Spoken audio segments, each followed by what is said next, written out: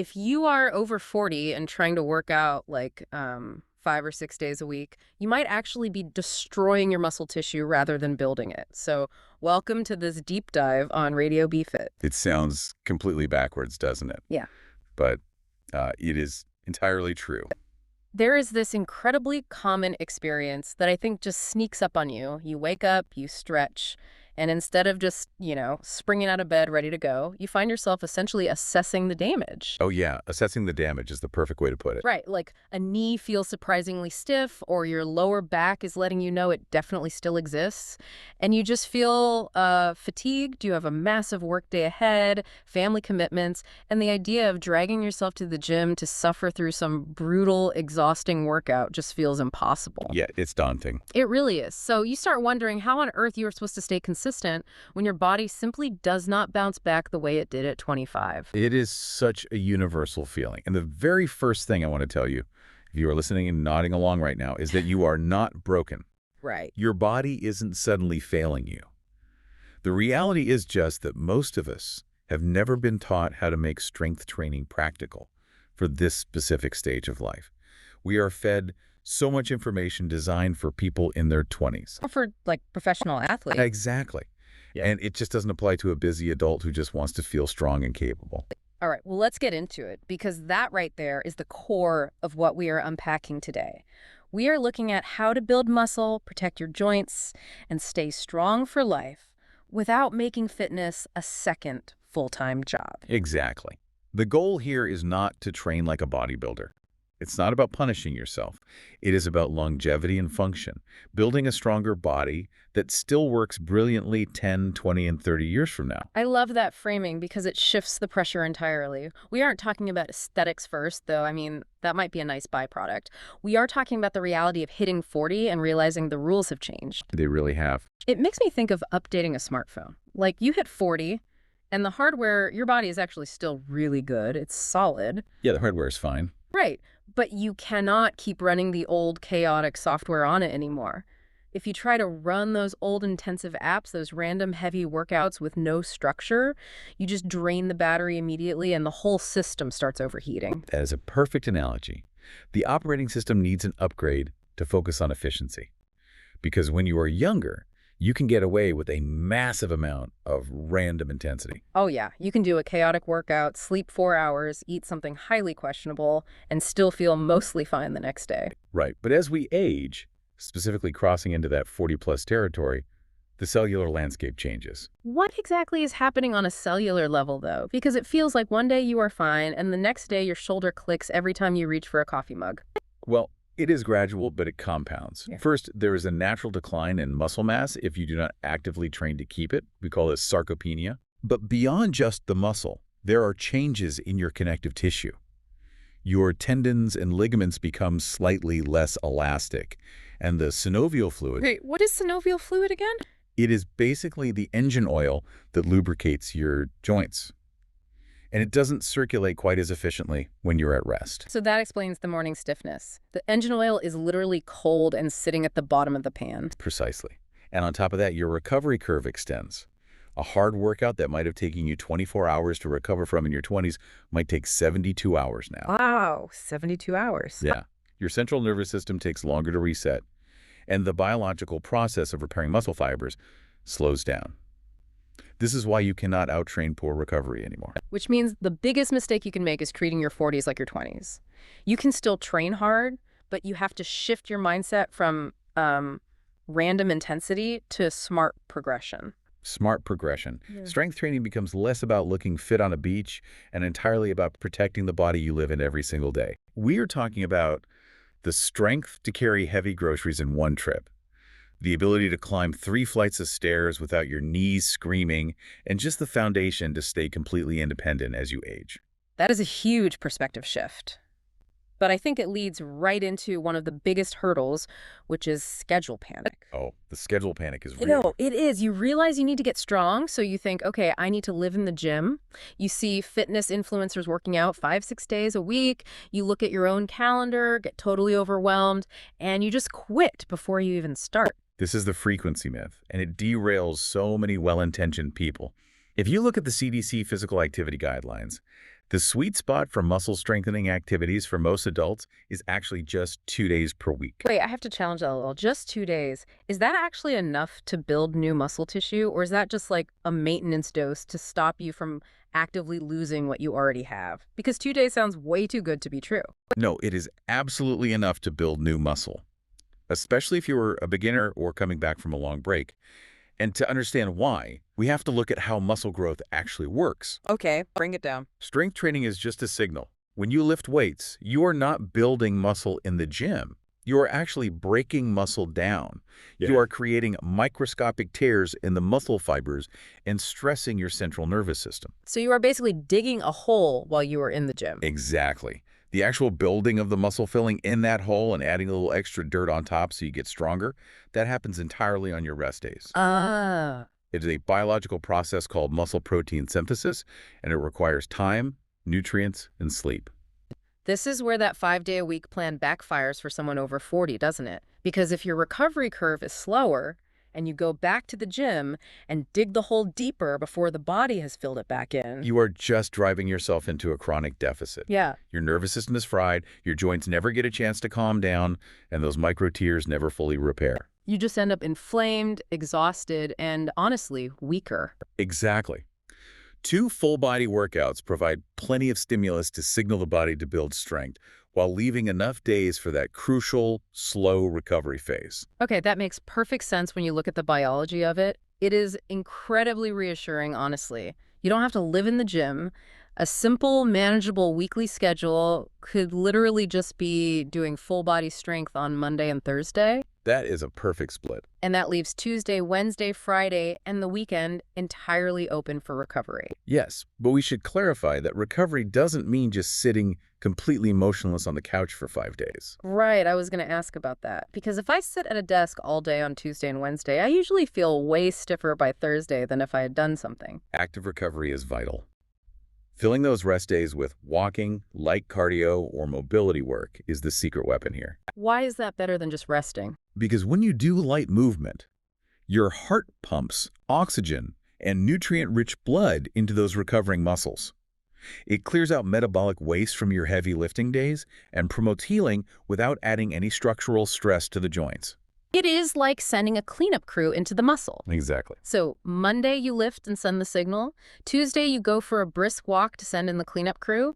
Wednesday maybe you do some stretching. Thursday you lift again. I mean, that is a schedule a busy professional or a parent can actually manage and stick to. It is repeatable. And the absolute best program in the world isn't the hardest one. It is the repeatable one. Yeah. You should not even consider adding a 3rd day of strength training until you have been ruthlessly consistent with 2 days for at least 4 to 8 weeks. Let your nervous system adapt to the new normal first. You know, just hearing that you only need 2 days a week to see real biological results feels like a massive weight lifted. And hey, if this deep dive is helping you, leaving a like or a quick comment really does mean a lot. It helps us know what's useful, and honestly, it keeps us excited to keep making these. It really does. Because breaking down these barriers is exactly why we do this. But I know once you realize you only need 2 days, the immediate next question is usually a bit of panic about what to actually do during those 2 days. Oh, the gym confusion is so real. You walk into a modern gym and it looks like a medieval armory. It really does. It is just a sea of complicated machines, pulleys, and heavy metal objects. You have no idea where to start, so you either wander around doing random machines until you feel tired, or you just get intimidated, jump on the treadmill for 30 minutes, and ignore the weights entirely. Which completely defeats the purpose of being there for strength. Okay. But we can simplify this beautifully. You do not need to memorize 100 different exercises, and you certainly don't need to use every machine in the building. Okay, so what do you actually need to do?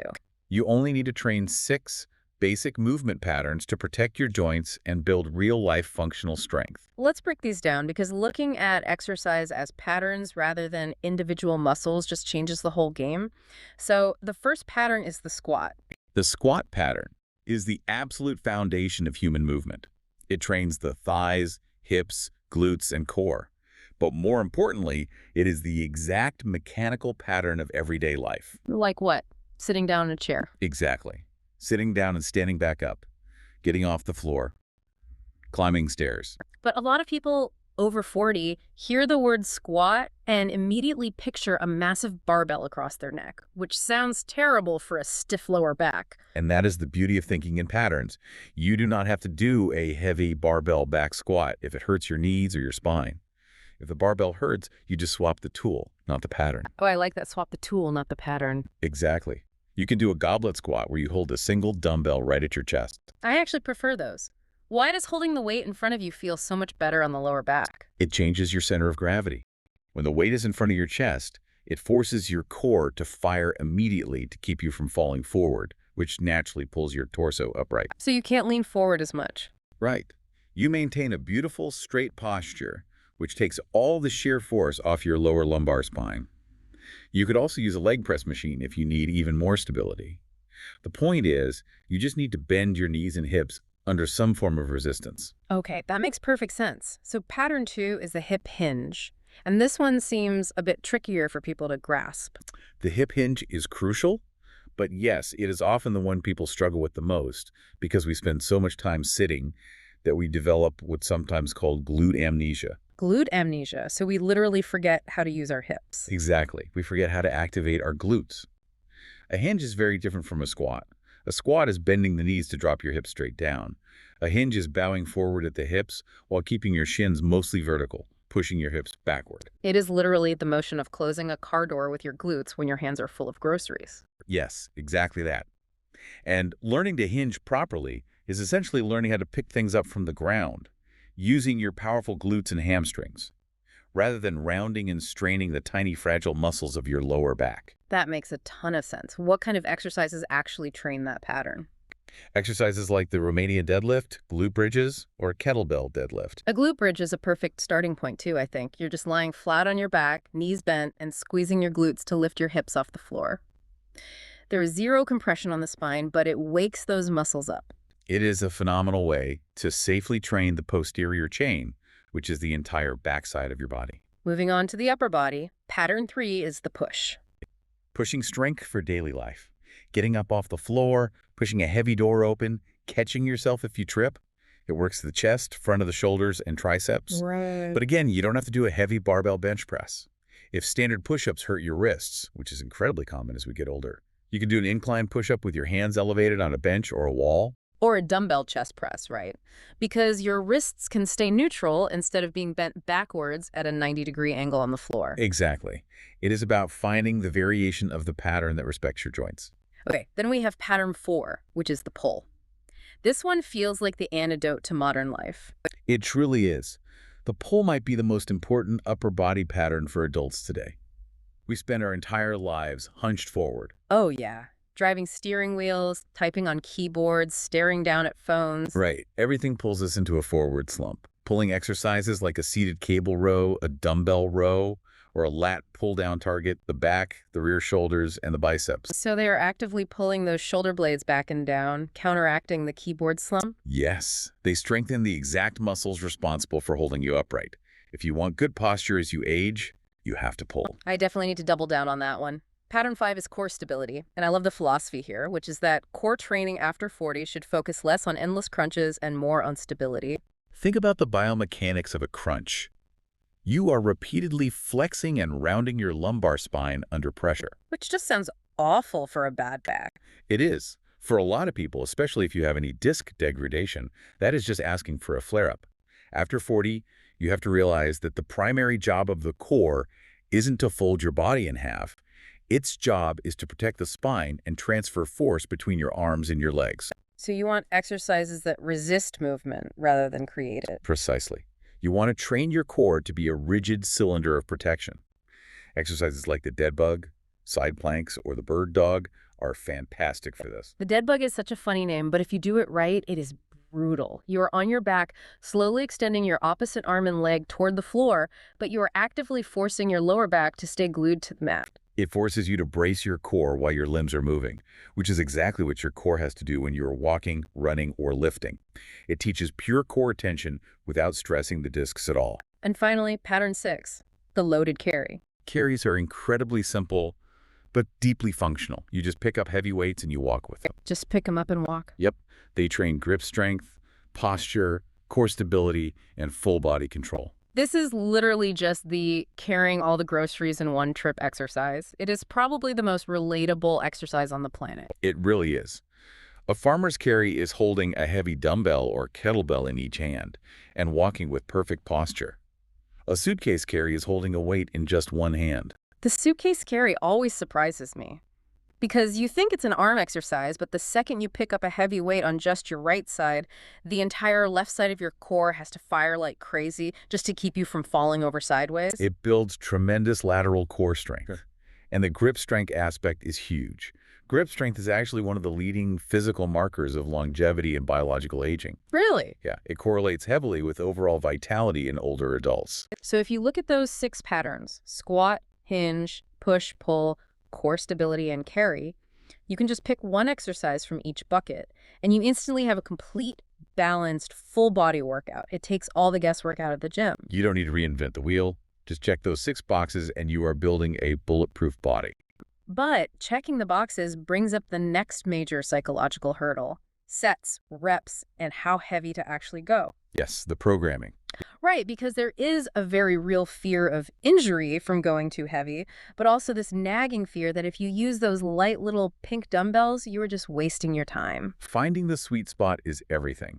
For most beginners and intermediate lifters, the optimal range is 2 to 3 sets of 8 to 12 controlled reps per exercise. Okay, but let's look at the mechanics of that. Why 8 to 12? If I pick up a 10-pound dumbbell and I can easily do 15 or 20 reps, am I actually doing anything? You are building some muscular endurance, but you aren't optimizing the signal for hypertrophy, which is muscle growth or strength. If you can easily do more than 12 reps, the weight is likely too light to force the muscle fibers to adapt and grow thicker.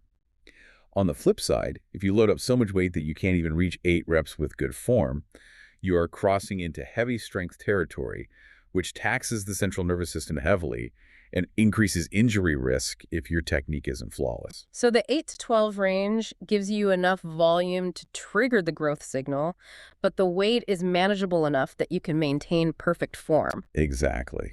But how do I gauge my effort? Like, how do I know if I'm pushing hard enough within that 8 to 12 range? This is where we use the 7 out of 10 effort rule, which is also known as rate of perceived exertion, or RPE. RPE, okay. A 7 out of 10 means you should finish your set of, say, 10 reps, feeling like you could do 1 or 2 more reps with perfect form if your life absolutely depended on it, but definitely not 5 or 6 more reps. So you are intentionally leaving a little bit in the tank. I feel like that goes against every motivational poster I've ever seen that screams train to failure. The no pain, no gain mentality really needs to be left in your 20s. Yeah. Training to absolute muscular failure, where you literally cannot move the weight and your form collapses, is a tool, sure. But for someone over 40, training to failure just spikes your systemic fatigue exponentially. And I imagine your joints take a beating too. They absolutely do. It dramatically increases the risk of your joints taking over the load when your muscles give out. It just doesn't offer enough extra benefit to justify the physiological cost. So if my joints start hurting, that isn't just, weakness leaving the body. Not at all. Muscle fatigue. That deep burning sensation in the belly of the muscle is exactly what we want.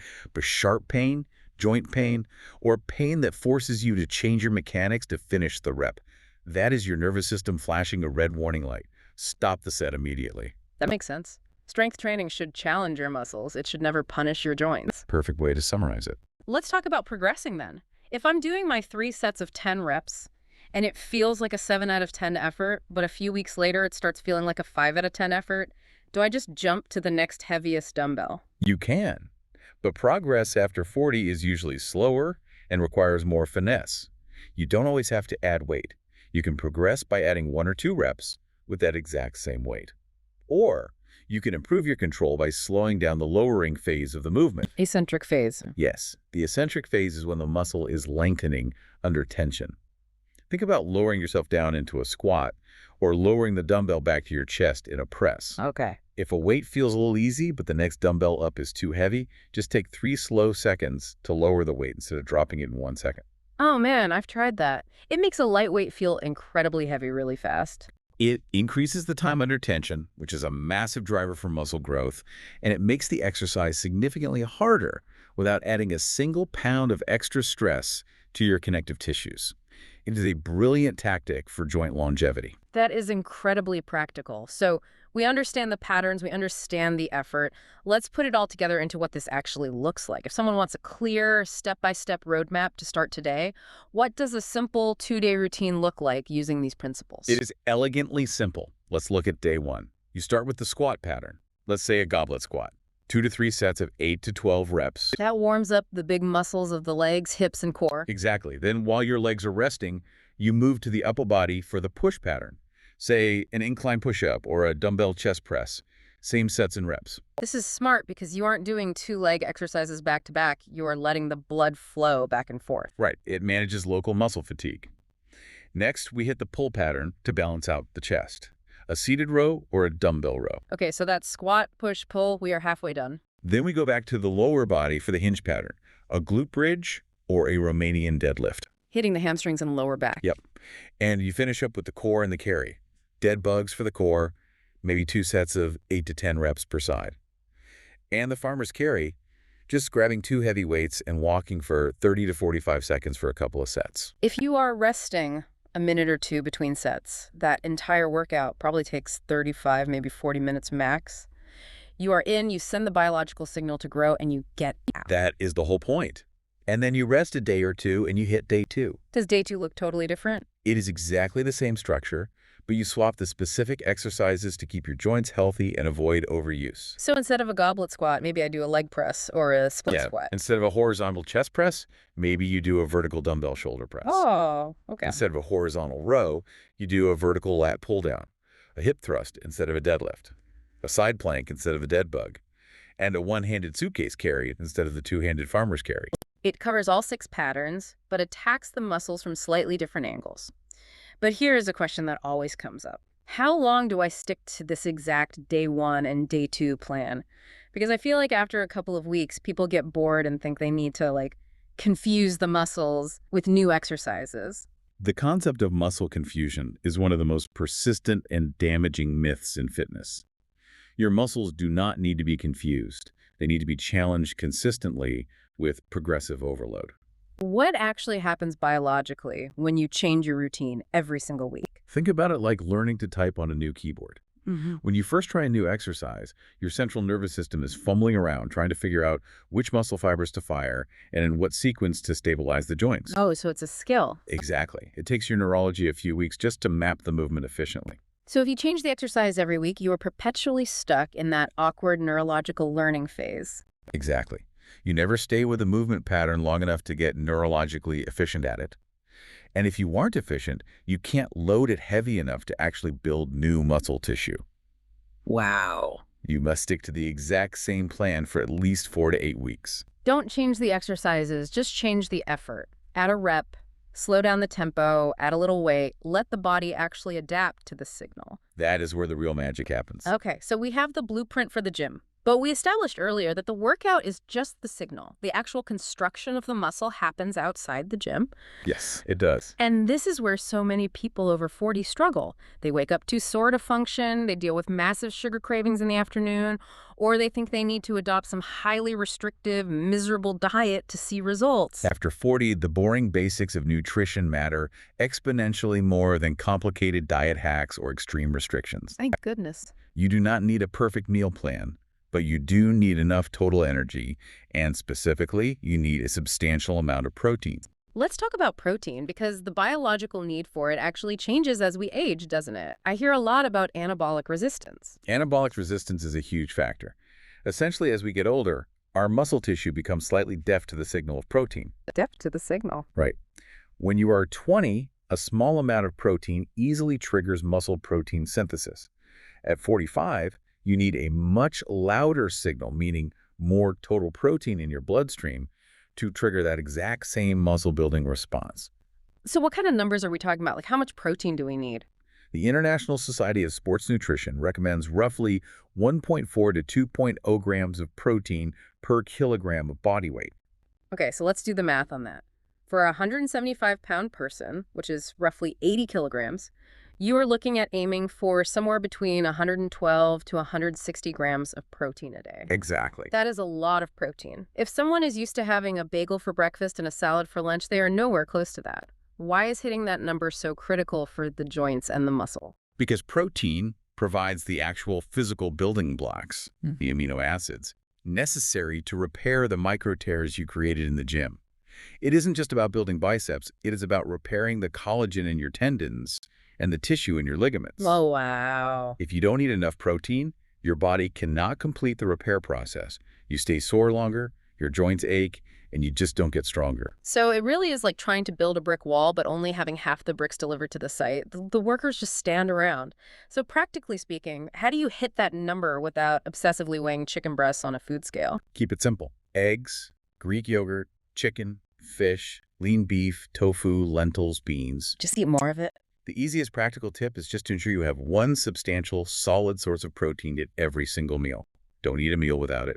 And if you are busy, a high-quality protein powder is a perfectly fine tool of convenience. And we can't ignore carbs and fats. I feel like carbohydrates have been completely vilified for the last decade. They have, but carbohydrates are not the enemy, especially if you are strength training. Carbs are the primary fuel source for high-intensity muscle contractions. Like oats, rice, potatoes, fruit. Exactly. If you go into a heavy lifting session with depleted glycogen stores because you are on a zero-carb diet, your workout is going to feel absolutely miserable, and your nervous system will take a massive hit. And healthy fats like avocado, olive oil, nuts, those are crucial for hormonal health, right? Extremely. Fats are the precursors to your hormones, including testosterone and estrogen, which are vital for recovery and bone density as we age. Plus, healthy fats help manage systemic inflammation, which keeps your joints feeling good. So the goal isn't restriction. No, the goal is providing the materials your body desperately needs to adapt and rebuild. Honestly, having access to this kind of clear biological why behind the advice changes everything. When you understand the mechanism, it stops feeling like a chore. And, I mean, knowledge really is your best personal trainer, which is kind of the whole idea behind BeFit.ai, just helping people understand fitness and wellness in a way that actually clicks logically. Exactly. There are free articles on there if you want a simple breakdown of the nutrition stuff after this. It makes a massive difference when you understand that protein is literally repairing your tendons. Eating it stops feeling like a restriction and starts feeling like you are actively armoring your body. Before we wrap up, there is one major mistake regarding recovery that actually happens before you even touch a weight. Yes, skipping the warm-up. It is the cardinal sin of lifting over 40. I am completely guilty of this. You are rushed, you squeezed in 40 minutes on your lunch break, so you just walk straight from the car, load up the leg press, and go. In your 20s, you might survive that because your tissues are hyperelastic. Not anymore. No. In your 40s, walking in cold and loading a heavy joint is a recipe for a tendon tear. A 5 to 10 minute warm-up, just brisk walking or some bodyweight mobility work changes your physiology. How so? It increases your core temperature, it literally dilates your blood vessels to push oxygen into the muscles, and it stimulates that synovial fluid we talked about earlier. It is literally letting the car engine run for a minute on a cold morning so the oil circulates before you redline it on the highway. Exactly. It primes the nervous system so your brain actually knows how to contract the muscles forcefully when you need them to. Let's do a quick recap of the core principles we've covered, because if you take nothing else away from this, this is the blueprint for longevity. First, frequency. 2 days a week of full-body strength training is the biological sweet spot for allowing adequate muscle protein synthesis and central nervous system recovery. Consistency will always beat random intensity. Second, simplify the gym.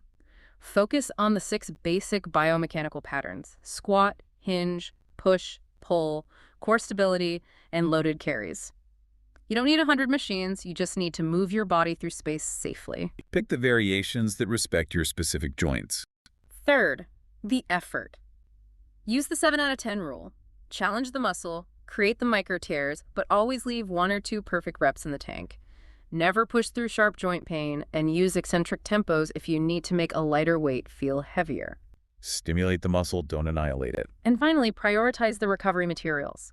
Warm up the engine before you lift and make sure you are consuming enough protein and carbohydrates to actually run the construction site on your rest days. If the lifting is just drawing the blueprint, the recovery is what actually builds the house. I hope this conversation has shown you that hitting your 40s is not the end of your physical prime. It might actually be the start of the smartest phase of it. Truly. You now have the wisdom to train intelligently, not just blindly hard. You have the opportunity right now to build the strongest, most resilient, most functional version of yourself for the decades ahead. So next time you walk into the gym, just ask yourself, am I still trying to run the old software, or am I ready to install the update? Thanks for hanging out with us on this deep dive on Radio BeFit. Stay strong, stay consistent, and we will catch you next time. Take care, everyone.